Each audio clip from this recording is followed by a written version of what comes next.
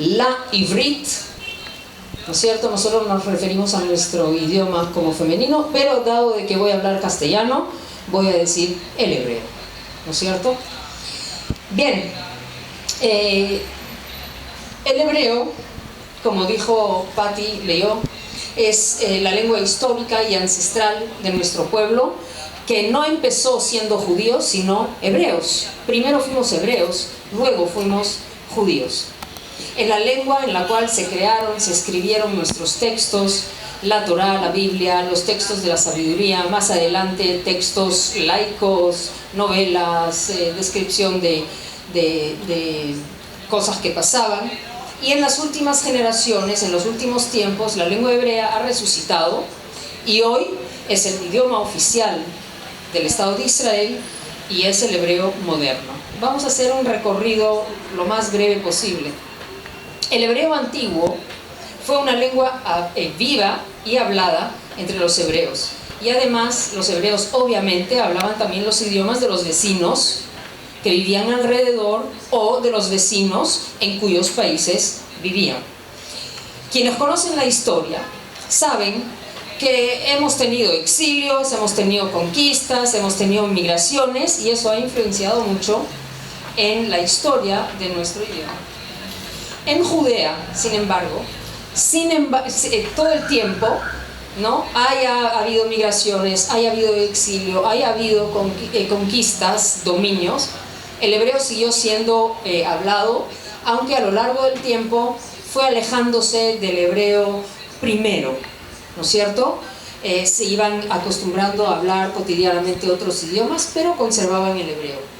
En la diáspora babilonia, estamos hablando aproximadamente alrededor de los 500, no quiero ser muy precisa porque no hemos venido a estudiar historia, aproximadamente alrededor de los 500 años antes de la era común, entonces los judíos empezaron a hablar el idioma arameo.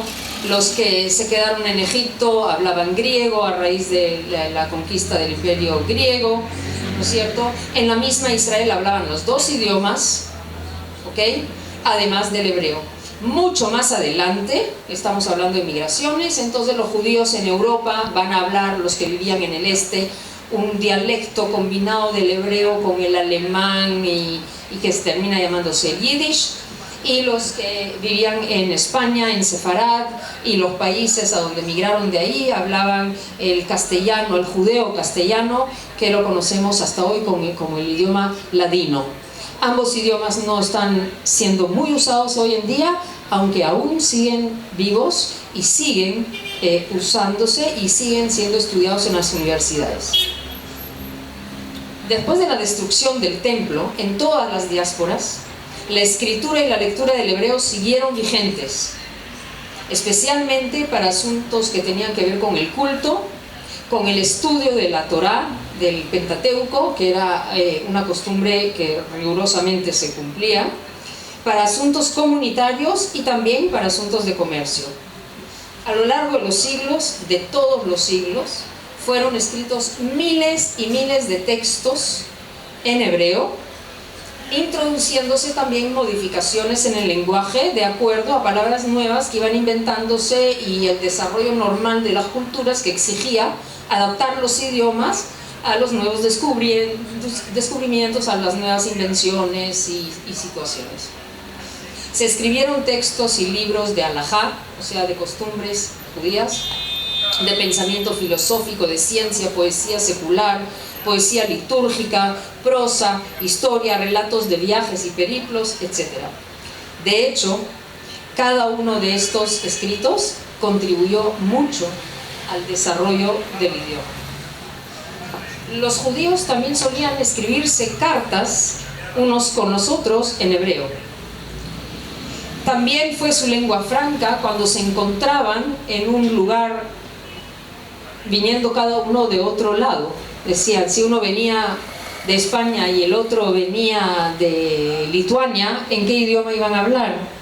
Usaban el hebreo para comunicarse uno con el otro. También usaban el idioma para sus informes comerciales, dado de que normalmente eran perseguidos y normalmente se sospechaba de ellos de que hacían una cosa u otra cosa, entonces sus carteos personales los hacían en hebreo. Algunos tuvieron las costumbres de hablar hebreo solamente los días sábados, o sea, en la Shabbat. Dicho sea de paso, yo conozco muchos judíos en la diáspora que siguen manteniendo esa costumbre. Le hablan en hebreo a sus hijos solamente en Shabbat para conservar el idioma. Pero no fue usado como idioma, digamos, de comunicación cotidiana. ¿Ok? En la Francia hablaban su francés o el oil, y en Alemania el alemán, en Holanda el holandés, y así sucesivamente. Los judíos nunca pedían de que el idioma hebreo sea reconocido como idioma oficial del lugar donde vivían, sino que lo mantenían simplemente para el uso de ellos, como lengua particular de ellos. De esto hay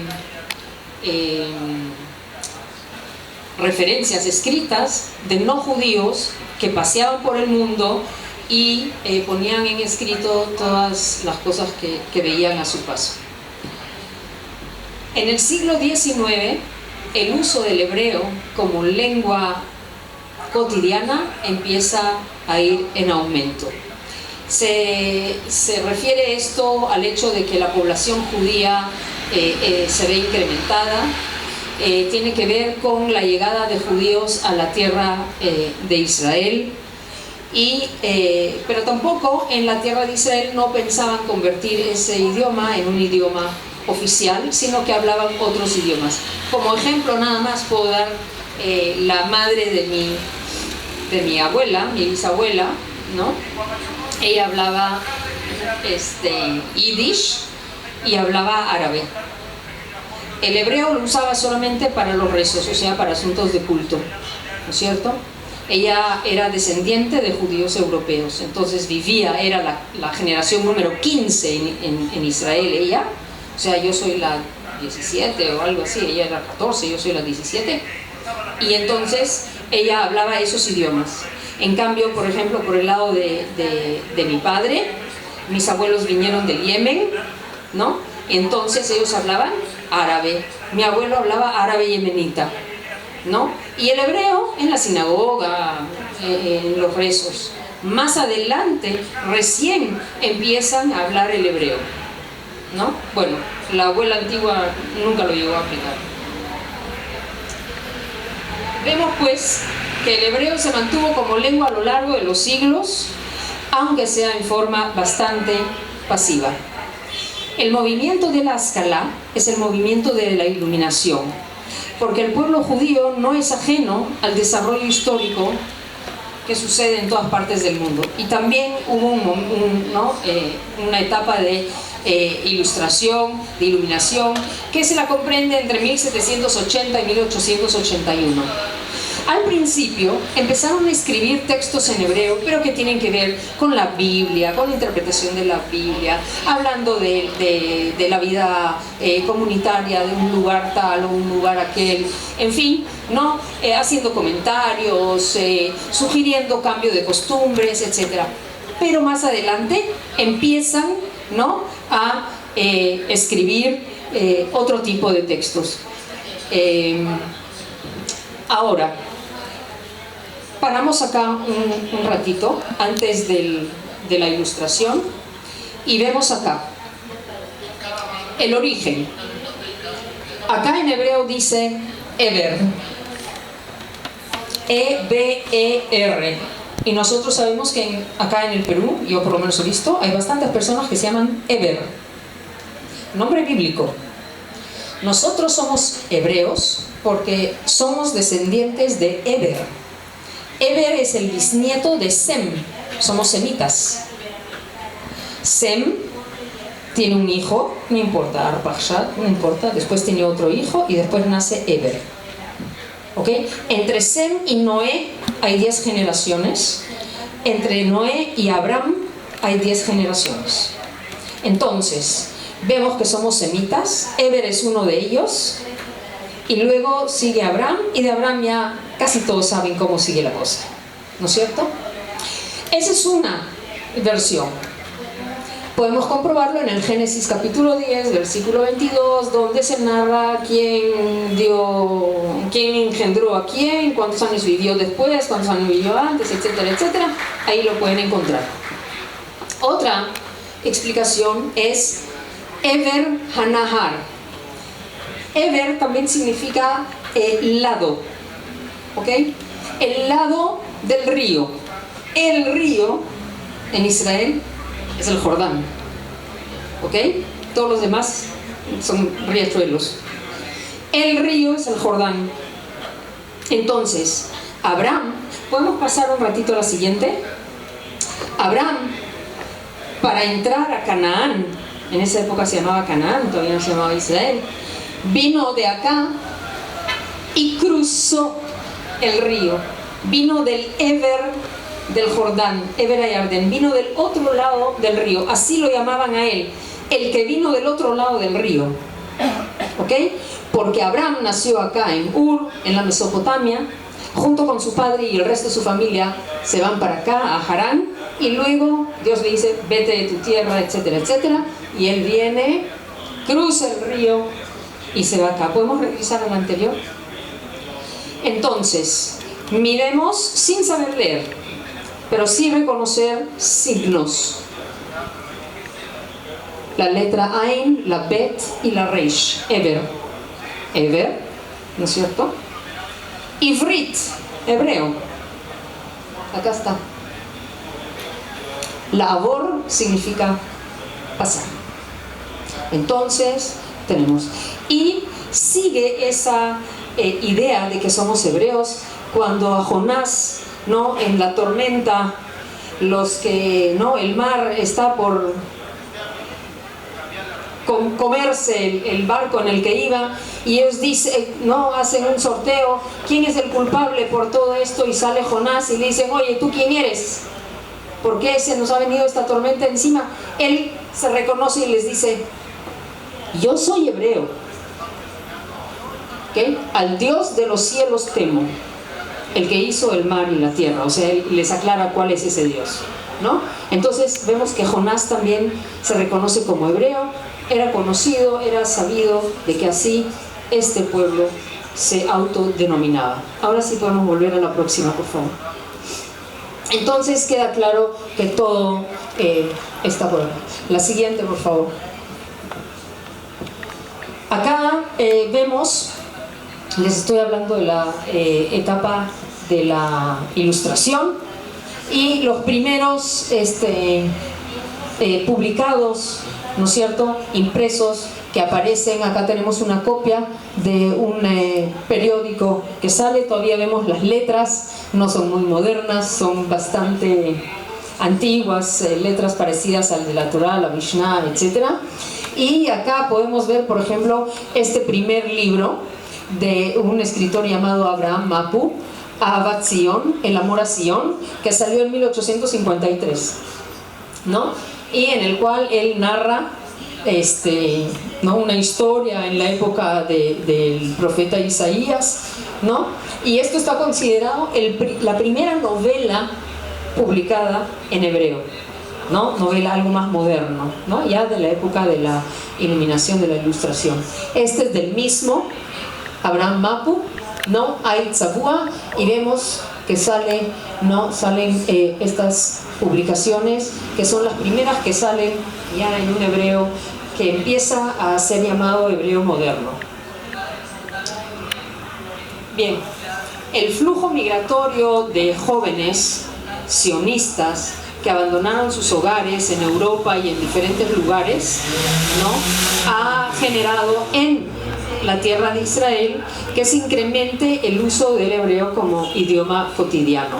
Ellos veían en el renacimiento del idioma hebreo una condición legítima y necesaria para, ¿no?, llegar a la independencia de un pueblo en su tierra ancestral. Es decir, los judíos empiezan a retornar a la tierra de Israel después de haber sido echados de allá hacía casi 2000 años, ¿no? Y ven como la resurrección del idioma, una base para una consolidación de una población judía, hebrea, en la tierra que les corresponde, que nos corresponde.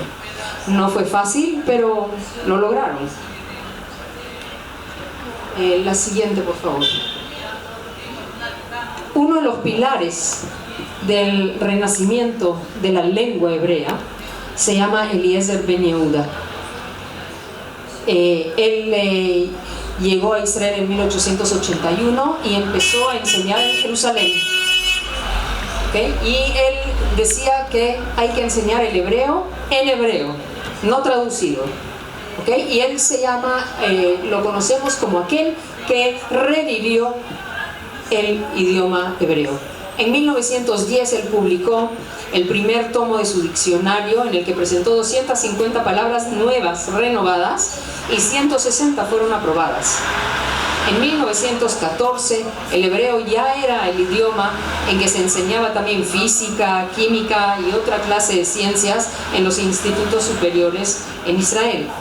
En 1922 el hebreo ya era uno de los 3 idiomas oficiales en Israel. Era el inglés, porque era una colonia británica, el árabe, que hablaban los pobladores árabes que vivían ahí, y el hebreo, que hablaban los pobladores judíos que vivían ahí. En 1948 se proclamó la independencia del Estado y el hebreo es obviamente nuestra lengua oficial por excelencia. El siguiente, por favor. Acá vemos,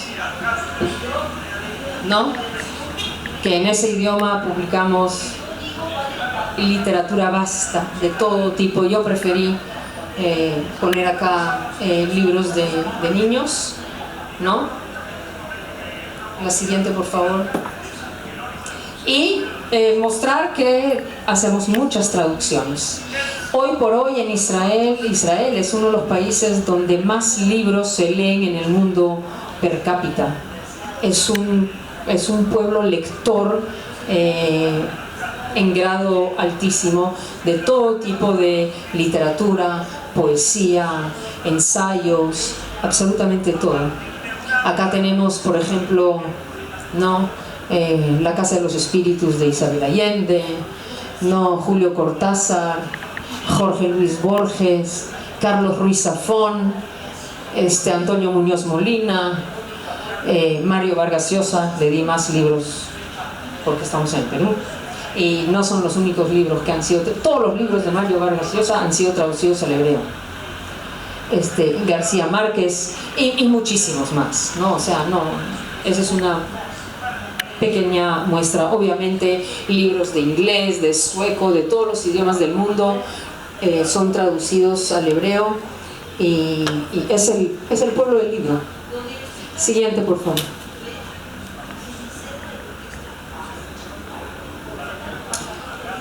Acá ya entramos a la parte más específica del desarrollo. La primera lengua de la que se tiene conocimiento es la lengua protosemítica, que no se conoce muy bien, nadie la ha ubicado perfectamente, pero sabemos que existe y que de ella salieron 3 ramas. El acadio, que es una lengua semítica que salió de la rama oriental. ¿Se acuerdan en el mapa que les enseñé, en la Mesopotamia y todo? ¿Ok? Ese es de la parte oriental, la rama oriental. El acadio hoy por hoy se ha perdido totalmente, ya no existe. Se estudia a nivel universitario para poder entender los textos antiguos que se van encontrando. El árabe, que no es la única lengua semítica de la rama sur, por ejemplo el etíope también es de ahí, pero es la más representativa, ¿ok?, de la rama sur, del desarrollo de las lenguas protosemíticas. Y el arameo, que es una lengua semítica de la rama occidental, es decir, más hacia el Medio Oriente, no hacia el sur. Del arameo se desarrolló el cananeo, el idioma que se hablaba en Canaán. Ubican la época de Canaán, ¿no? Del canaaneo salieron varios idiomas. el fenicio, el moabita, ugarit y el hebreo. El hebreo, tenemos el hebreo de la época de la Biblia, el hebreo de la Mishnah, el hebreo del Talmud, y luego, con lo que hemos visto hace un ratito, se va desarrollando el hebreo moderno. Hoy todos estos son actuales.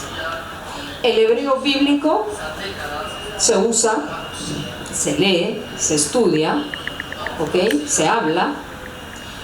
El de la Mishnah y el Talmud igual, porque se estudia, se habla, se discute, se debate, ¿ok? Y por supuesto el hebreo moderno, que tiene la palabra teléfono ¿no? El teléfono y la televisión y todo, el hebreo moderno que se habla hoy en día. Bien. La siguiente, por favor.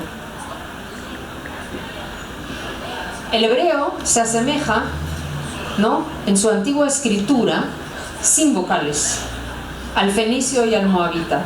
Hoy en día son idiomas de universidad. En cuanto a su vocabulario, no en la gramática, es más parecido al arameo y a la lejana ugarit. Ugarit es esto, ¿ok? Si acá es Israel, acá es Líbano, acá está ugarit. ¿Okay? Muy importante para los estudios de los idiomas del hebreo, pero es solamente a nivel universitario. Sin embargo, el arameo sigue siendo usado. El arameo es un idioma que sigue activo, que sigue siendo hablado, igual que el hebreo. El arameo prevaleció sobre el acadio, sobre el cananeo, y los judíos lo hablan. Hasta hoy lo hablan los judíos en Kurdistán, y también es usado en los diferentes rezos cotidianos y festivos. Es más, hay muchos judíos que a la hora de rezar, saben rezar, hacer el rezo, pero no tienen conciencia de que en un momento están rezando en hebreo y en otro momento están rezando en arameo. Nosotros seguimos hablando el arameo, aunque solamente para cuestiones de ritos y culto. La siguiente, por favor. Acá tenemos algo comparativo, ¿no? Cuando acá tenemos 4 columnas, en cada columna es las letras hebreas de hoy, empezando acá. La de arriba es la Aleph, ¿ok? Esta es la última, que es la Tav. Esta es la letra en hebreo. Este es en hebreo antiguo, esto es en fenicio y este es en arameo. ¿Ok? Les dejo un ratito para que lo miren y si encuentran alguna semejanza más allá que la Aleph, que es la más notoria, ¿no? Y la Shin.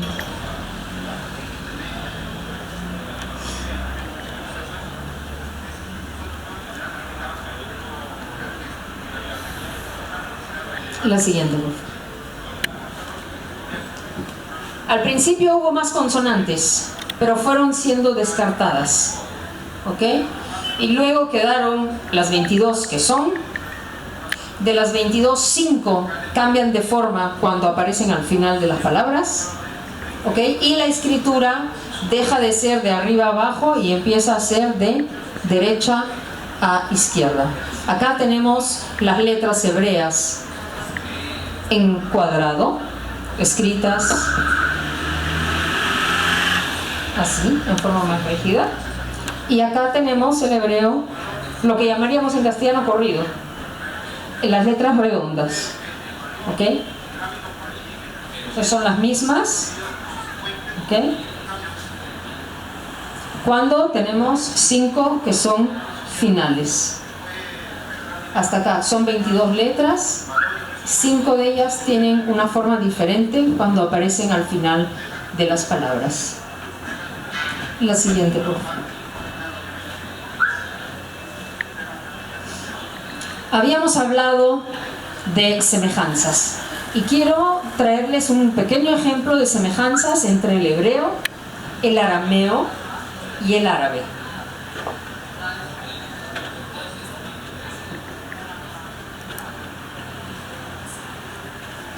Un ejemplo. Acá. Yo recuerdo que ustedes no saben leerlo, pero sí saben distinguir los signos. ¿Ok? Yo voy a dar lectura.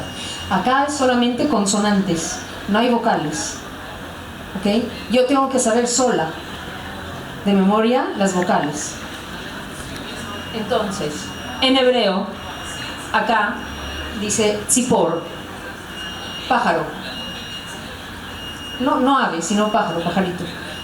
Arameo, tzapar.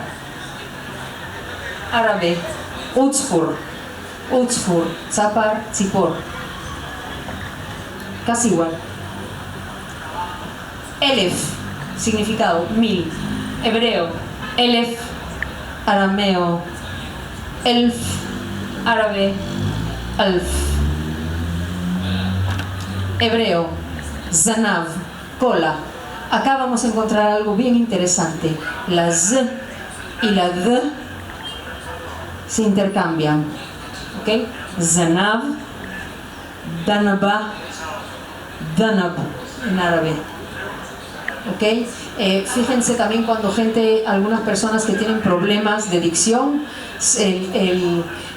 las dificultades son esas, entre la c, la R con la R, ¿no? Ese tipo, entonces por eso también lo vamos a encontrar a nivel lingüístico, con la C, ¿no es cierto? Hay personas que cuando hablan inglés dicen this thing en vez de this thing, porque es muy común esa problemática del manejo de los labios y la lengua. Tov significa bueno. Tov en hebreo, tav en arameo, tab en árabe. Sefer, ya que estamos acá, libro. Sefer, hebreo. Safra en arameo. Sefer en árabe. Shalosh, otra vez un poquito el problema de manejo de lengua y labios. Shalosh, 3. Tlat en arameo, Thalat en árabe. ¿Ok? Olam, mundo. Olam, arameo, alma. Árabe, alam. Gamal, camello, gamal. Arameo, gamla. Árabe, jamal. Burro, hebreo, hamor. Arameo, hamra. Árabe, himar. Ustedes escuchan que el sonido, la forma de pronunciar es sumamente parecida. Vamos a ver que hay sonidos, después también vamos a volver a mirar, que hay sonidos en el hebreo que se han ido perdiendo, que los mantienen los judíos que vienen de países árabes, como Yemen, Irak, Irán, Egipto, Marruecos, toda la parte de los países de habla del idioma árabe. Esta suena hamor. En cambio, mis nietos no van a decir hamor como mi papá, van a decir hamor, porque ya no saben usar la parte gutural de la palabra, lo que en el idioma árabe sí se conserva. Entonces, uno va a decir hamor y el otro va a decir hamor.